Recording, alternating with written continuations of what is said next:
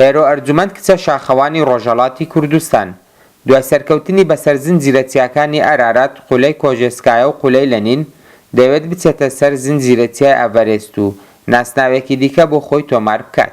لە ساڵی 2012 ئەوەڵین خانم چوون بۆ لووتکەی 7134 میتر لە قەرقیزستان قولەی لەنین و میداڵی نوقرەی ئاسیان وەرگرت و هەروەتر دوای ئەوی چیای ئارارات و ئەو ساڵیش قولەی کۆژێسکایە بەرزایی 7105 میتر لە کشوەری تاجیکستان کە توانیم میداڵی نوقرەی ئاسیا بەدەست بێنم.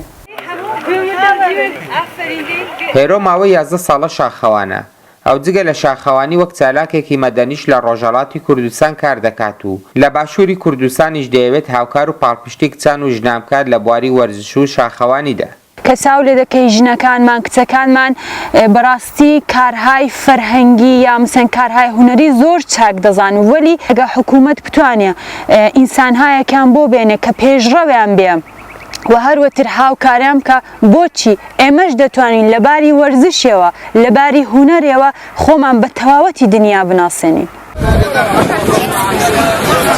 هێرۆ جگە لە خێزانەکەی هاونیشتیمانیانی هەر چوار پارچەی کوردستانیش پاڵپشتی دەکەن بۆ سەرکەوتن لە بواری شاخەوانی. من کە چوون بۆ کۆژێسکایە لە لەحاز ماڵێوە بەڕاستی کەمم هێنابوو. داوای پێشگیری کەم کرد لەسەر فەیسبوک یەکێک کە لە شتەکان بۆم زۆر جالب بوو هاوکاری هەر چوار پارچەی کوردستان بوو. پوڵان بۆ دەحیساب دەکردم کە بەڵێ من لە شاخەکەی نەگەڕێمەوە بچم کە هاتمەوە خەڵک لە هەر چوار پارچەی کوردستانەوە پەیامیان بۆ دەناردم لە ڕۆژهەڵات جێژنێکی فەوقڵادە گەورەیان بۆ گرتم لە باشوور هەتا لە ڕۆژاوا داوەتیان کردوم کە نەمتوانیەوە بچم و هەتا لە باکوور داوەتیان کردومە نەمتوانیەوە بچم. هێرۆ لە بواری وەرزشی لەسەر ئاستی کچانی کورد زۆرترین مەدالیای سەرکەوتنی بەدەست هێناوە و بەهۆی سەرقاڵبوونیشی بە شاخەوانی نەیتوانیوە هاوسەرگیری بکات. نظری من ئەوەیە کەسێک کە هەدەفی هەیە نابێ فکر لە شوکردن بکاتەوە چون شوکردنیش بەخۆی هەدەفێکە.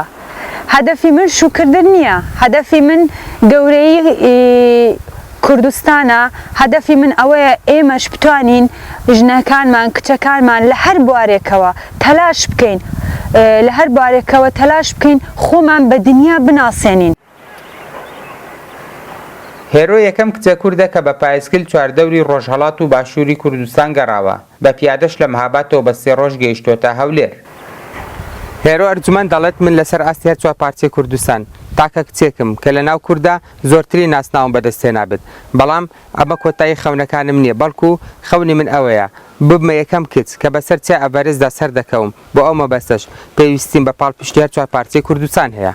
فەرمان چۆمانی ڕوودا و ڕانیە.